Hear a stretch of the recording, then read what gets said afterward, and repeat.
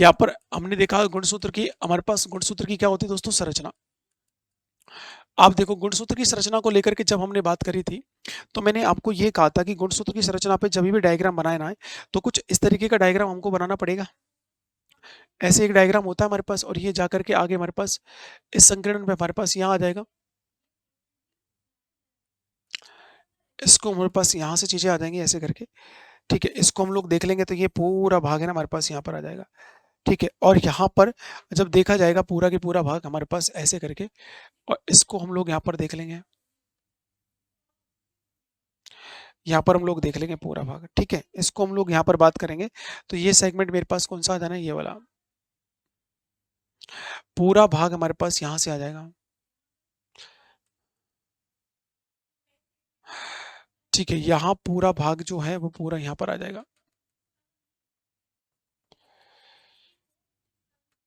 ठीक है, ये पूरा भाग हमारे पास इस तरीके से रहता है। अब देखो इसमें तुम देखो यहाँ टीलोमियर्स रहता है इस जगह पे। यहाँ पर बात करेंगे कौन रहेगा दोस्तों, टीलोमियर्स। ये जो आवरण होता है इसको हम क्या बोलते हैं दोस्तों, इस आवरण को हम बोल सकते हैं दोस्तों पेलिकल। ठीक है, ये जो होता है ना दोस्तों, इसमें इस वाले पॉइंट को हम लोगों ने बोला, इसको हमने क्या बोला दोस्तों, गुणसूत्र बिंदु बोला था। ठीक है, इसको हम गुणसूत्र बिंदु बोल सकते हैं, जिसको हम लोग हमारे पास सेंट्रोमियर बोलते हैं। इसको हम क्या बोल सकते हैं दोस्तों, सेंट्रोमियर करके बोलते हैं। ठीक है, ये हमारे पास क्या होता है दोस्तों, क्रोमेटिड्स होता है। इनको हम क्या बोलेंगे, क्रोमेटिड। ये मेरे पास, इसको हम द्वितीयक संकीर्ण बोलते हैं। ये अलग से टॉपिक दिया गया है हमारे पास कि कितना बड़ा होता है, कैसे क्या होता है, द्वितीयक संकीर्ण के बारे में हमको डिस्कस करना है। ये अपने पास इसको ना, इसको एक नाम से और जानते हैं दोस्तों, प्राथमिक संकीर्ण। ये भी हमारे सिलेबस में अलग से टॉपिक दिया गया है। तो प्राथमिक जो संकीर्ण है वो क्या होता है, कैसे हमारे पास चीजें यहाँ पर बनती हैं, ऐसा क्यों होता है, तो ये भी हमारे को ध्यान रखना है। प्राथमिक संकीर्ण जो हमारे पास है वो हमको पढ़ना है। ठीक है, यहाँ पर जो पेलिकल है, इसके बीच में दोस्तों यहाँ पर देखो, आप देखोगे यहाँ ना हमारे पास क्या मिलने वाला है, इस तरीके से यहाँ पर हमारे पास एक तरल होता है जिसको हम क्या कह सकते हैं दोस्तों, मैट्रिक्स। हम बात करेंगे यहाँ पर, ये मैट्रिक्स हम लोग इसको बोलेंगे। ठीक है, यहाँ पर मैट्रिक्स को हम लोग बोलेंगे तो पूरा भाग हो जाएगा। और ये वाला जो भाग होता है ना दोस्तों, इस वाले भाग की हम बात करेंगे। ये जो वाला भाग होता है इसको हम क्या कहते हैं दोस्तों, अनुसंगी। अनुसंगी की मैं बात करूंगा तो इसको हम कह सकते हैं दोस्तों सैटेलाइट। अनुसंगी की मैं बात करूंगा तो इसे हम क्या कहेंगे दोस्तों, सैटेलाइट के नाम से जानेंगे। ये पूरा भाग कौन सा होता है अपने पास, इसको सैटेलाइट कहा जाता है। इसको क्या कहेंगे हमारे पास, इसको सैटेलाइट के नाम से हम जानेंगे। तो ये पूरा भाग यहाँ पर आ जाएगा। ठीक है, अब देखो इसकी संरचना में हम लोग यहाँ पर देख लें, बिल्कुल ऐसी संरचना हमारे पास यहाँ पर होती है। सेम देखिएगा, यहाँ पर तुम देखोगे, यहाँ पर पूरी जो संरचना हमको नजर आ रही है इसके अंतर्गत, तो यहाँ पर पूरी जो संरचना हमको नजर आ रही है उसके अंदर देखो तुम, यहाँ पर देखो ये हमारे पास क्रोमोनीमा होता है। इसमें क्रोमोनीमा मैं बताऊंगा अभी, ये मैट्रिक्स होता है, ये पेलिकल होता है, प्राइमरी कंस्ट्रक्शन होगा, सैटेलाइट बॉडी होती है, सेकेंडरी कंडक्शन होता है। यहाँ पर इस प्रकार का जो भाग है मेरे पास यहाँ होता है, ये क्रोमोमियर्स होते हैं। जो हमारे पास एक उंगली, हमारे पास जो ऐसे गुथी हुई संरचना होती है ना, इसको हमारे पास इसके अंदर जो ये वाला भाग है ना, इसको क्रोमोमियर्स कहते हैं। ये वाले जो भाग होते हैं इसके अंतर्गत, इस वाले भाग को हमने क्या बोला हुआ है, क्रोमोमियर्स। क्रोमोमियर्स करके हम लोग यहाँ पर नाम दे सकते हैं इसको। ठीक है, इसमें ऐसे करके क्रोमोमियर्स वाली जो संरचना है वो हमको यहाँ पर देखने को मिलती है। इसमें देखो ये एक्चुअल में डायग्राम जो होता है ना मेरे पास, वो तो ऐसा है। इसमें पैकिंग को लेकर के तुम देखोगे यहाँ पर अलग अलग तरीके से यहाँ पर फोल्डिंग हो जाती है क्रोमेटिड्स की। देखो आपने देखिए क्रोमेटिड्स की फोल्डिंग को जब देखें, देखो ये हमारे पास क्रोमेटिड होती है पूरी की पूरी, या पूरा इसको हम लोगों ने ये गुणसूत्र है ये हमारे पास। ये देखो ये क्या दिया हुआ है हमारे पास, ये चित्र किसका दिया हुआ है हमारे पास, गुणसूत्र का।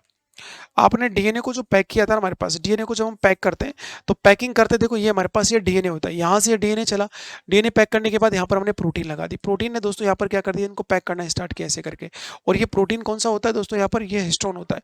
जो प्रोटीन है ना मेरे पास, वो कौन सा हिस्टोन प्रोटीन है जो इसको पैक कर रहा है। पैक करने के बाद में हमारे पास यह सिस्टर फाइबर, दो फाइबर को ऐसे करके हमारे पास कनेक्ट करके और पूरे को यहाँ पर होल्ड जो आएगा, इधर से एक लिया, इधर से, जैसे अपन लोग मूंज को नहीं बुनते कैसे ऐसे करके, एक एक करके, एक इधर से एक इधर से एक इधर से, लड़कियां चोटियां गूंथती है ना अपने, तो वो ऐसे ही होता है, एक एक एक एक एक ऐसे करके। ठीक है, तो हमारे पास सिस्टर फाइबर जो है हमारे पास ऐसे करके सेंट्रोसोम है दोस्तों। ये हमारे पास इसका सेंट्रोमियर नोड है, और फोल्डेड हमारे पास फोल्डेड जो फाइबर होता है जो आपस में एक दूसरे में बिल्कुल गूथा हुआ है, तो ये पूरा भाग यहाँ पर हो जाएगा। और ये हमारे पास क्या कहलाएंगे दोस्तों, क्रोमेटिड्स के नाम से इसको हम लोग जानेंगे। ये पूरा भाग यहाँ पर आ जाएगा।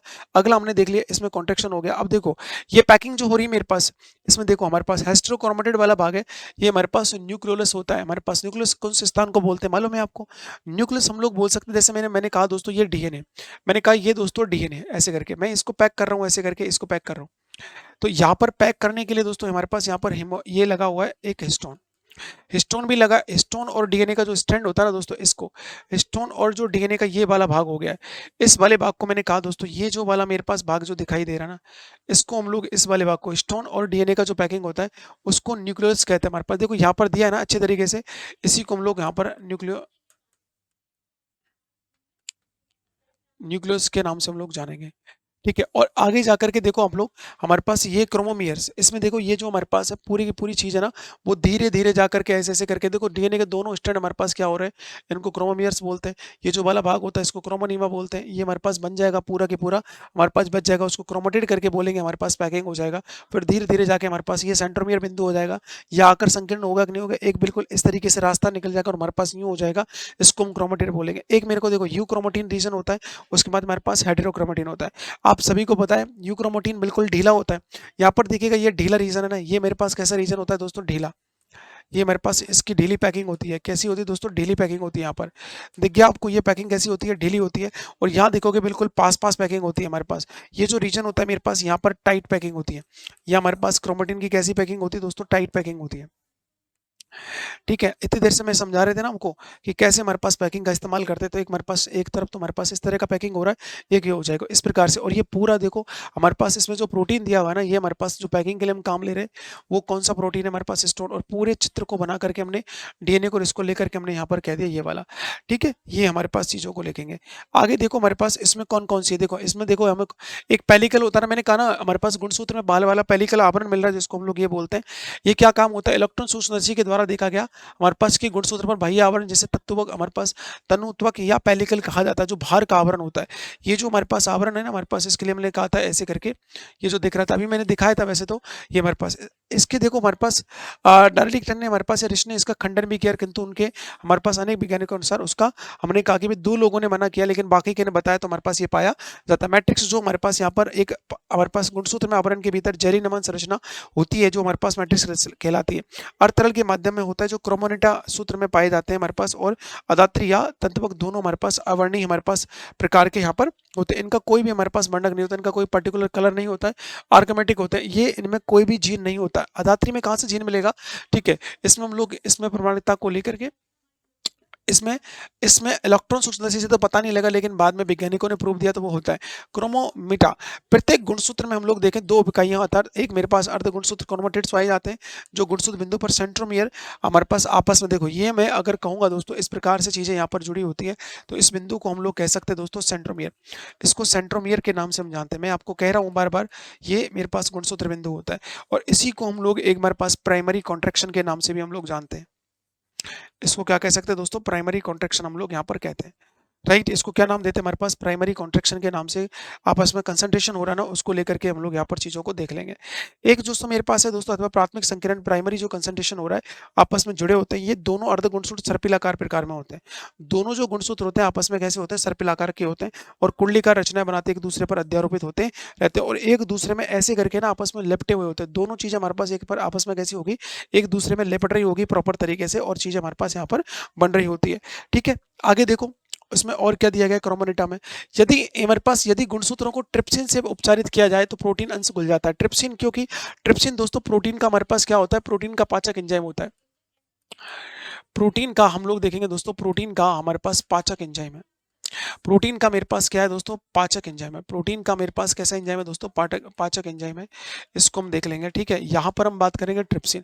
दूसरा, प्रत्येक जो क्रोमेटिड होता है ना, प्रत्येक क्रोमेटिड दो यू क्रोमेटिड से बना हमारे पास दिखाई देता है। हमारे पास बेजोडोव्स्की के अनुसार हमारे पास इन दोनों सूत्रों में क्रोमोनिमा नाम हमारे पास इन्होंने दिया था, और क्रोमोनिमा का प्रत्येक जो सूत्र है मेरे पास क्या कहलाता है दोस्तों, क्रोमोनेटा कहलाता है। बिल्कुल, इसमें जो भी नाम दिया हमारे पास, और इसके जो एक एक पार्ट का जो हमने पैकिंग यहाँ पर कर रखी है ना, ये वाली इस तरीके से जो हमारे पास पैकिंग हो रखी है इसमें, इसके वाले भाग में, इसमें तुम देख रहे हो ना, ये पूरा भाग हमारे पास हो जाएगा पूरा की पूरा। ठीक है, इसमें पूरा की पूरा भाग हो जाएगा ऐसे करके, तो हम लोग देख लेंगे।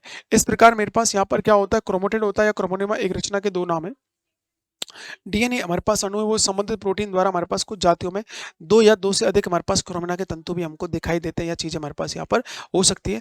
लेकिन यहाँ अगर फंक्शन हम लोग देखेंगे तो वो थोड़ा सा डिफरेंट तरीके का भी हमको देखने को यहाँ पर मिलता है। आगे देखो, क्रोमोनेमा तंतु एक दूसरे से हमारे पास कुंडल के द्वारा हमारे पास कॉलिंग, ये कॉलिंग करते हुए हमारे पास गुंडोनुमा आकृति में हमको देखने में मिलेंगे। देखो आगे देखो, ये जो इसमें जो कॉइलीकरण होते हैं ना, जो हमारे पास ये जो चिपकता है, एक दूसरे के ऊपर हम लोग ऐसे-ऐसे करके इसको मैश करते हैं ना, ऐसे-ऐसे करके। ये एक दूसरे से पास-पास हमारे पास ऐसे करके पैकिंग होती है। इसका जो हमारे पास ये कॉइलिंग है, ये हमारे पास ये जो कॉइलिंग है, इसको हम कह सकते हैं दोस्तों कुंडलन। एक दूसरे में हमारे पास मिल करके हमारे पास यहाँ चीज़ों का क्या करना दोस्तों, निर्माण करना। तो ये 2 प्रकार से हमने बाँटा हुआ है। कितने हो सकते हैं हमारे पास? 2। एक दोस्तों पैरानैमिक कुंडलन होता है। पैरा हमारे पास, नैमिक में, कॉइलिंग में। इस प्रकार के कुंडलन में दोनों तंतु साथ-साथ समान दूरी पर हमारे पास उभार गर्त बनाते हुए कुंडलन का इसमें सरलता से पृथक किया जाता है। बिल्कुल एकदम से ऐसे होता है। इसमें देखो हमारे पास, इसमें तुम देखोगे, इसमें पैकिंग कैसे हो रही है? इस तरीके से हो रही है। इसमें हमारे पास इस तरीके से पैकिंग हो रही है, पूरा भाग इस तरीके से पैक है, बिल्कुल इक्वल दूरी पर। एक होता है दोस्तों प्लेक्टोनेमिक कुंडलन होता है। इसमें क्या होता है हमारे पास, इस प्रकार के कुंडलन में दोनों तंतु एक दूसरे के ऊपर हमारे पास इंटरवाइंड होते हैं, इन्हें पृथक करना हमारे पास नहीं होता, बिल्कुल अच्छे तरीके से। हम लोग यहाँ पर देख लेंगे दोस्तों, यहाँ पर चीज़ें जो आ रही हैं, उनमें डिफरेंट तरह की चीज़ें हम लोगों को यहाँ पर दी गई हैं, ठीक है? इसमें हम लोग यहाँ पर कुछ चेंजेस जो देखे हमारे पास, जैसे हमने कहा भाई यहाँ पर इंटरव्यू में ये बिल्कुल हमारे पास डिफरेंट तरीके की चीज़ें यहाँ पर मिलेंगी। टाइट पैकिंग होती है हमारे पास। कैसे होते हैं दोस्तों? यहाँ पर टाइट पैकिंग के रूप में होते हैं। इस प्रकार का कुंडलन अर्धसूत्री विभाजन के समय गुणसूत्र में हमको देखने को यहाँ पर मिलेगा, ठीक है? आगे देखो, नेक्स्ट जो है दीर्घ कुंडलन में क्या होता है दोस्तों? मेजर क्रोमोनिमा। इस प्रकार से कितने होते हैं दोस्तों? 10 से 30 जो वृत्ताकार चक्र ना हमारे पास ऐसे करके, इसमें जो कुंडल हमारे पास ये चीज मिल रही है ना, ये पैकिंग जो हुई है ऐसे ऐसे करके। तो ऐसे जो कॉइल्स है ना मेरे पास, ये वाले जो कुंडन है, ये मेरे पास अप्रोक्सीमेट, जैसे ये कुंडलन दिख रहा है, तो ये हमारे पास कितने 10 से कितने हो सकते हैं दोस्तों? 30 हो सकते हैं आसपास। लघु में क्या होते हैं? ये थोड़े से हमारे पास एक दूसरे के दीर्घ कुंडन पर लंबवत होते हैं। इनकी संख्या दीर्घ के कुंडन की अपेक्षा हमारे पास क्या होती है? कम होती है। यहाँ पर इनकी संख्या कम होती है और ये वृत्ताकार या कुंडलन के अनुसार हमारे पास चीजों के रूप में हमको मिलेंगे, ये कॉइल्स के रूप में। एक देखोगे दोस्तों मानक या कायिक कुंडलन, स्टैंडर्ड, या हमारे पास हम सोमेटिक कॉइल्स की बात करेंगे। सूत्री विभाजन के दौरान गुणसूत्रों के क्रोमोसोम में समान दूरी पर ये कायिक कुंडलन हमको देखने को मिलता है, ठीक है? और यहाँ हम लोग को इसको बात करेंगे दोस्तों, क्रोमोनेटा में कुंडलन बनाने के लिए हमारे पास चीजें एक दूसरे पर क्या होती है? यहाँ पर व्यवस्थित होती रहती है। बिल्कुल लगातार ये चीजें चल रही हैं। एक दोस्तों हमारे पास है क्रोमोमियर्स। देखो आप, क्रोमोमियर्स की तुम बात करोगे यहाँ पर, इसमें देखो क्रोमोमियर्स में हम लोग देखेंगे एक संरचना है दोस्तों, ये हमारे पास क्रोमियर्स। गुणसूत्र की पूरी लंबाई में क्रोमोनोमा सूत्र पाया जाता है। ये अपने एक दूसरे क्रोमोनोमा में समांतर रखते हैं। क्रोमोनोमा सूत्रों में अनेक दागे दाने या मोती समान संरचना मिलती है, तो हमारे पास इन्हें क्रोमोमियर्स कहा जाता है। अभिरंजित वर्णक ग्रहण करने वाली कणिकाएं दोनों क्रोमोनोम क्रोमेटिड्स पर समान या आपकी दूरी पर पाए जाते हैं। देखो मेरी बात सुनना ध्यान से, ये बार बार हमारे पास चीजें आ रही हैं ऐसे करके। इसको मैं एक एक करके समझा देता हूँ, जिससे तुमको ये बात, मैंने इसने जो भी रामायण कही है ना, वो ये ऐसे कही है हमारे पास, ऐसे ऐसे करके। इसमें हम देख सकते हैं दोस्तों, ये हमारे पास इस प्रकार की संरचना है। इसको हमने यहाँ पर देख लिया, ऐसे ऐसे करके चीजें होंगी, ठीक है? ये चित्र हमने बहुत बनाया है हमारे इसमें। इसमें देखो ये मेरे पास छोटे छोटे एक बिंदु, हमारे पास ऐसी संरचनाएं होती है, या छोटी समान दूरी पर चीजें हमको मिलती हैं। वैसे इसको हम जीन कहते हैं, लेकिन जीन के अलावा भी संरचना यहाँ पर और भी होती है। इनको क्या बोलते हैं दोस्तों? इसको हम बोल सकते हैं क्रोमोमियर। इसको हम बोल सकते हैं दोस्तों क्रोमोमियर, ठीक है ना? इसको यहाँ पर नाम दिया, और ये बिल्कुल एक दूसरे से हमारे पास में लोकेटेड हमारे पास होती है। आगे देखो,